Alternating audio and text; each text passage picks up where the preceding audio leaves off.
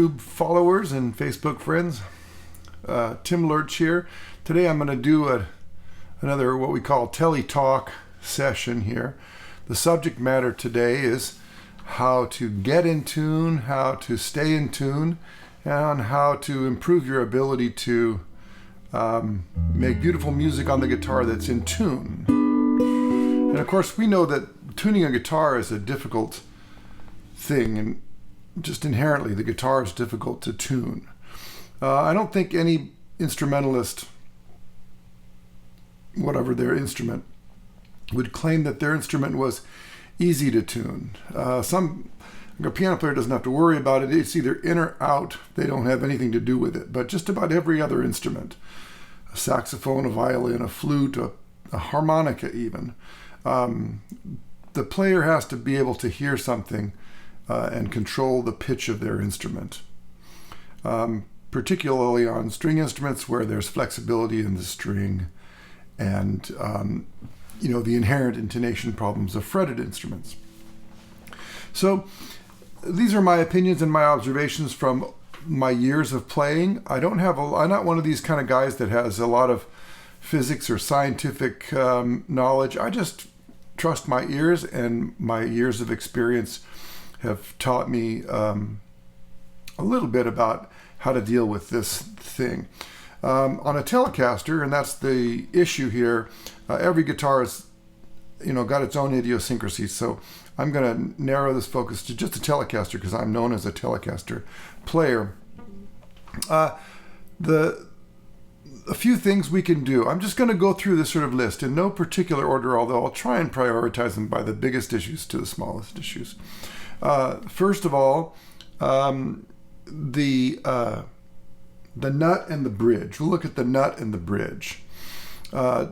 Probably the two main issues about intonation, that meaning how in tune the guitar is with itself and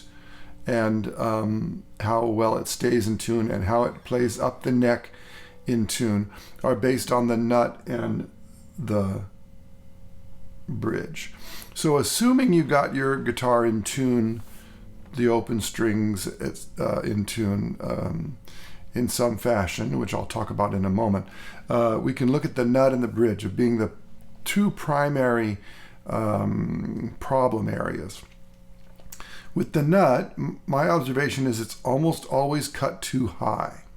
If the nut is cut too high, meaning the slots are not shallow enough to get the string close down to the fretboard, when you press down a string at a fret early in the early frets here, first, second, or third frets, because the nut is a little too high, then there's going to be a pulling out of tune, sharp. So very often there's a problem where the first 2 or 3 frets of the guitar will be sharp as compared to the open strings. And I'm talking about maybe 3 or 4 or 5 cents sharp. Nothing that's going to ruin the day. Certainly there's plenty of records with out-of-tune guitars on them. That's okay.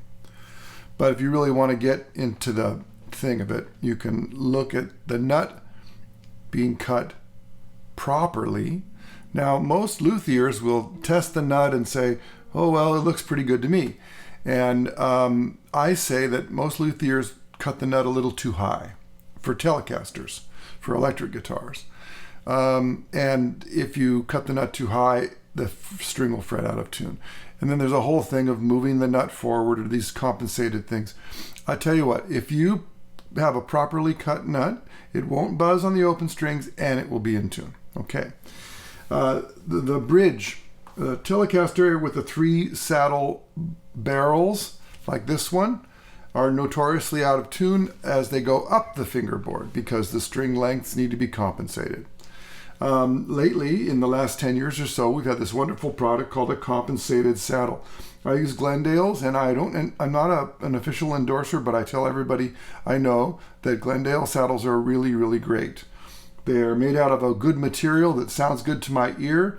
They're very accurately in tune, and the screws are in the right place so as not to interrupt the string spacing.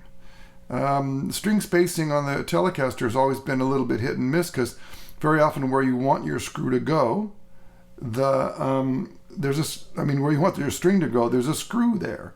So Glendale solved that problem by moving the screws further out and making them, just putting them in the right place.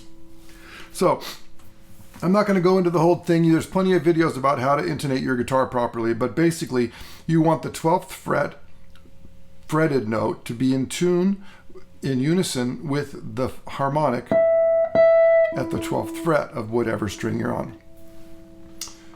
There's a number of products that are compensated. You can get a 6-piece bridge. I don't like them, but you can get one.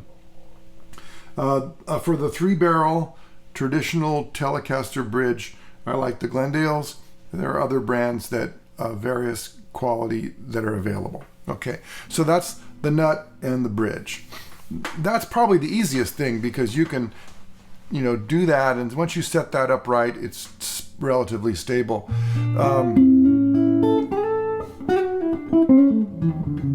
I'll play a few notes so you don't just have to hear me talking. The next thing is how to get the guitar in tune in the first place. Once those two things are in the proper location and cut properly. I don't think electronic tuners get the guitar in tune to my ear perfectly. So even though I do use them, I then change ever so slightly the various strings that are culprits that aren't in tune to my ear. But I know that like a clip-on tuner, some of them have a pretty wide area of error, because they're marketing to everyday guitar players, and if it's too hard to use that thing, it won't be very popular. So these kinds of things where you have a clip-on tuner and it reads out, they're okay, but they don't get the guitar perfectly in tune. They're not intended to get the guitar perfectly in tune. I can't tell you how many times I've seen a video of a guy on YouTube with a tuner clipped to the top of his thing, and he's horribly out of tune. So not only is the tuner being ignored somehow, it's not being used properly or whatever. So if you're going to use a tuner, take your time. A string swings sharp when you pluck it, and then it settles down to wherever it actually is. So you have to take your time. You have to let the string ring for a little while, and then narrow it down to how in tune it is. Then I have a little trick that I like to use. Is I like to play the harmonic at the 7th fret of the bottom 2 strings, so 7-7 harmonic, then 9-9 fretted on the next 2 strings, which are the same 2 notes as I just played, and then the 2 open strings, and then we get these 2 notes, and I'm going to change my B string.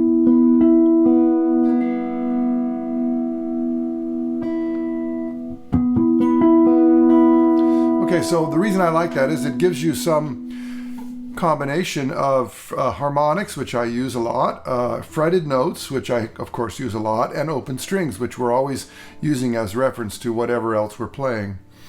I like to play this chord to tune up. I call this my tuning chord. It's E add 9, or E add 9, 1, 5, 9, 3, 5, 1. Now, notoriously, this interval from the 1 to the 3 is hard to hear and hard to really get right. But I find that if you put a whole step in the middle of that, so there's an F sharp right next to the G, it's a nice little rub, but it also helps me hear that G sharp. So there's my little E add 9 tuning chord. It's another nice one that you can use to see how the fretted strings are matching up with the open strings. Okay, so now we talked about tuning the guitar. Being careful, knowing that your snark or whatever other thing is not going to do it perfectly. Using your ear to tune it to a sound that you find is correct and good for your ear. Don't be afraid to disagree with the machine. Part of what makes us unique as guitar players is not just how we play, but how we decide to tune our guitar. Ever notice that before these headstock tuners and all this fancy stuff came into play, every guitar player seemed to have their own signature sound, and maybe that had something to do with how they decided to tune the guitar a little bit as well. Some component anyway. Okay, so the next thing is how you actually play the instrument. Another reason that the first 3 frets are out of tune is because we pull on the guitar when we're playing.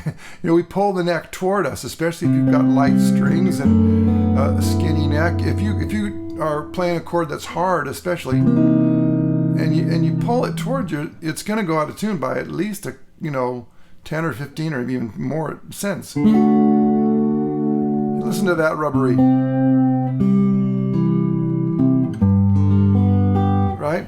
So be careful when you finger a chord that you're not pulling on the neck. Also, be careful when you finger a chord that you're not pulling the strings down toward the ground. Like I watch a lot of guitar players who are my students who are across from me, and I can see that when they fret a chord, they're pulling strings toward the floor usually, or pushing them toward the ceiling out of the range of what would be in tune. And so you could work on all day long getting your open strings to be in tune. If you don't play with a good technique, you won't be in tune. Okay, so then that's a big thing. That's a lifetime worth of work to work on being in tune, having a good touch that's not too heavy-handed. Getting whatever strings you decide to use. I use heavier strings for tonal purposes. If you use heavier strings, it's a little bit, there's some other problems that come into play. But if you use very light strings, then you have to be careful. You have to listen. You have to be a musician. You can't just tune it and go. You have to really pay attention to what you're doing.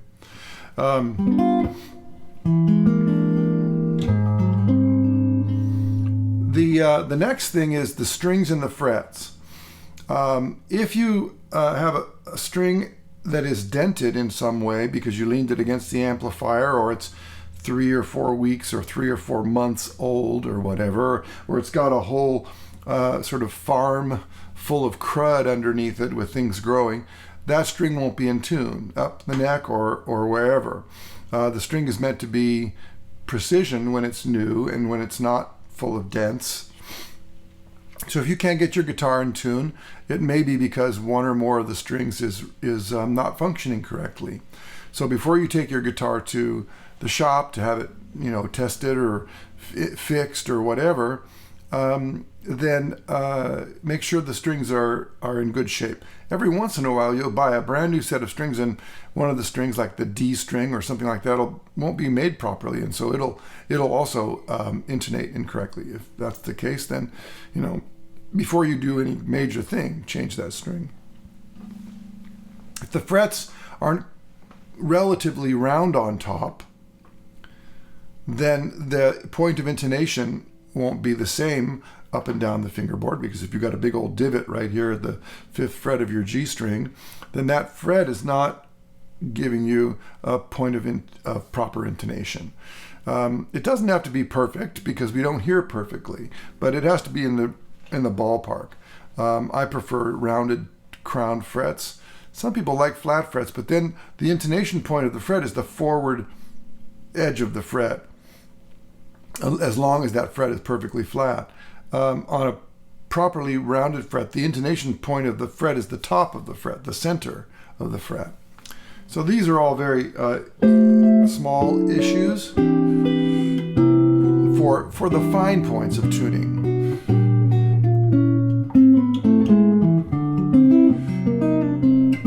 Now, the one last thing I want to talk about, and this is probably the most useful thing of all, because I see this happening all the time, especially if you bend strings, but even if you don't bend strings, when you put your string on the guitar, you need to do a couple of things.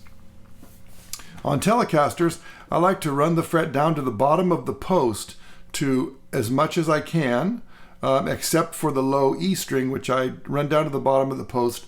Then I take the final wrap and bring it up to the top of the post.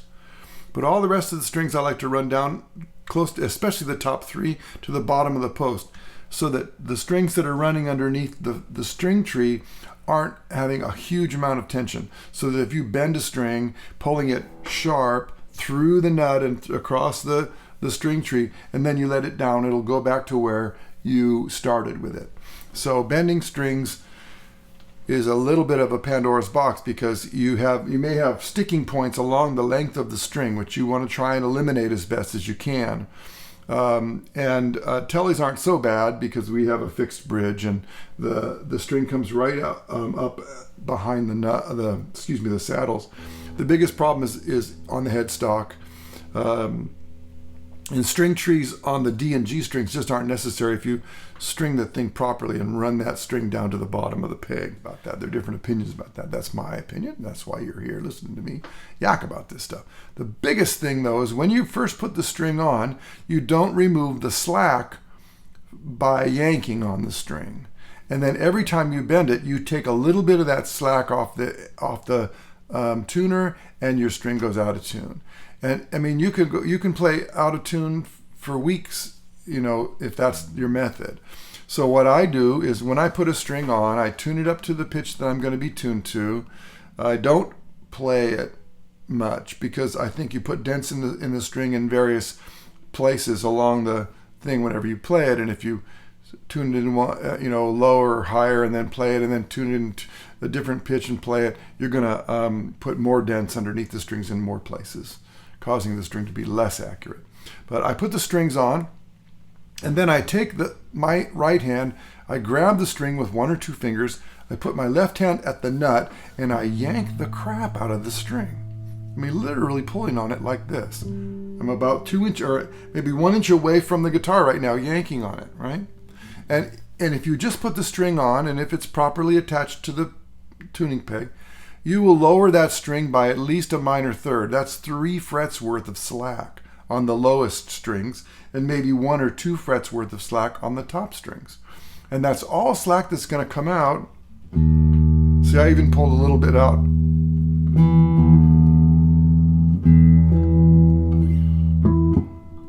I even pulled a little bit of that because I was really yanking. If you take as much of the slack off the open strings as you can from the very first day you put the new set of strings on, your guitar will stay in tune better. It won't go out of tune when you bend as much. And assuming that everything's working properly.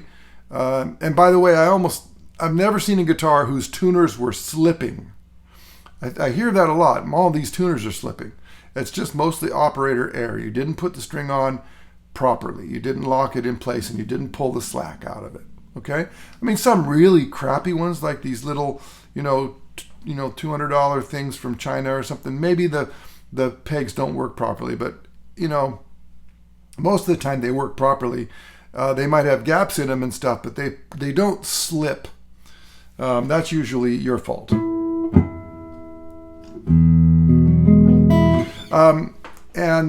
Finally,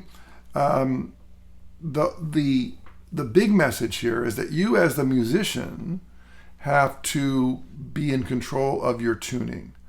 Now, before we had, tuners on our pedal board or snarks on our headstock or whatever, we actually had to listen, tune up, sometimes in noisy environments, find out what it feels like and sounds like to be in tune, learn how to bend in tune when we're way up here or wherever we are on the fingerboard, do all the things that good musicians need to learn how to do. And you can't overlook that. You can't get away from your responsibility to listen to what you're sounding like when you play. Okay? So hopefully this very, very talkative Tele Talk video will be helpful for you, and you don't feel too upset with me for calling out some of the big problems that we as guitar players have.